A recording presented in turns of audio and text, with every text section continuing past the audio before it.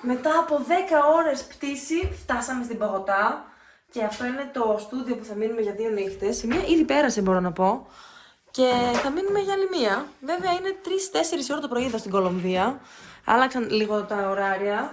Η θερμοκρασία παρέμεινε ίδια, γιατί ερχόμαστε από Σουηδία που είχε γύρω στους 10 βαθμούς Κελσίου. Και εδώ 10 είχε. Και εδώ έχει 10 λόγω υψομέτρου.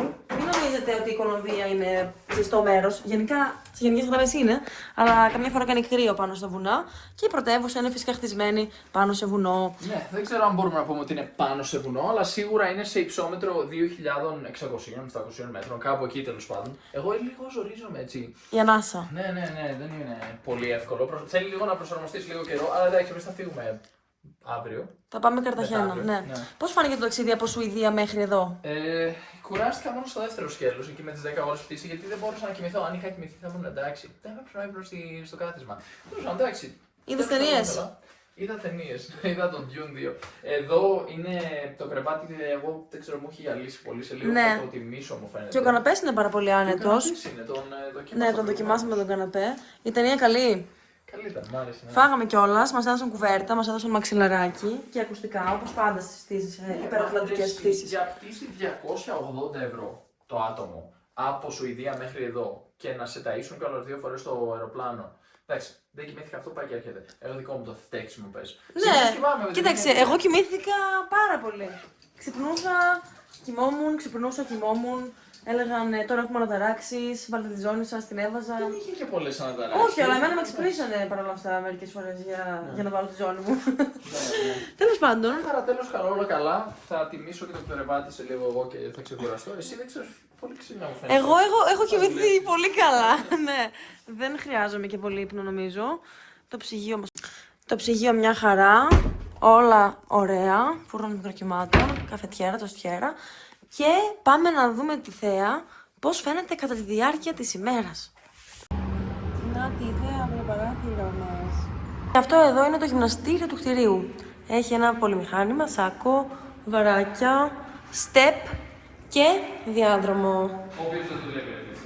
Δεν δουλεύει, Και έχει αρκετό χώρο. Βλέπουμε εδώ ένα δωματιάκι, οι τουαλέτες είναι. Και έχει και ένα ποδήλατο και μερικά στρώματα σε αυτή την πλευρά. 2 ποδήλατα και μπάλες.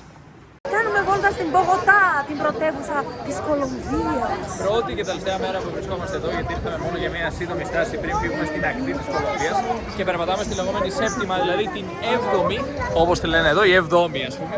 Είναι η οδός που έχει το νούμερο 7 ας πούμε σαν διεύθυνση και είναι πάρα πολύ μεγάλη. Καρρέρα 7, ακριβώς.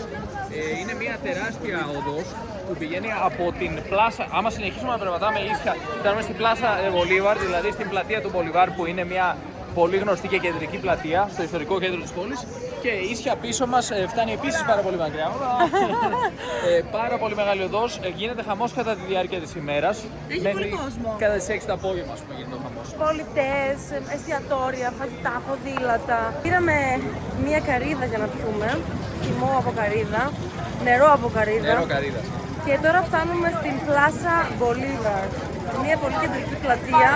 Και βλέπουμε ότι οι άνθρωποι εδώ πουλάνε τσούρος, καλαπότια, χυμό από ζαχαροκάλαμο. Εδώ φτάσαμε πριν από 3 χρόνια, ήταν η πρώτη μας έξοδος, ας πούμε. Και θυμάμαι ότι τραβήξαμε μερικά πλάνα με τον drone και βρήκαμε τον πελά μας.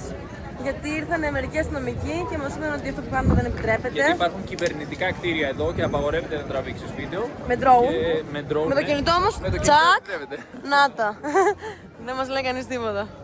Εδώ βλέπουμε ότι έχουν στήσει παζάρι οι άνθρωποι και πουλάνε πάρα πολλά αντικείμενα.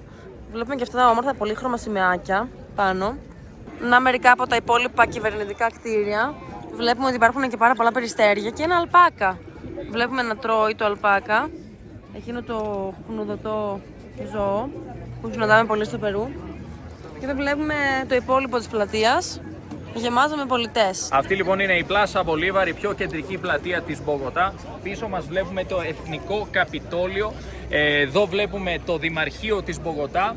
Απέναντι υπάρχει ένα κτίριο που είναι τα δικαστήρια, δικαστικό μέγαρο. Ενώ εκεί βλέπουμε τον Καθεδρικό Ναό της Μπογοτά. Αυτή τη στιγμή υπάρχει και ένα παζάρι, πολλοί πολιτές. Ο καιρός έχει αλλάξει περίπου 7 φορές μέχρι τώρα από το πρωί. Συννεφιά, κρύο, ζέστη, ήλιος, κλασική Μπογοτά.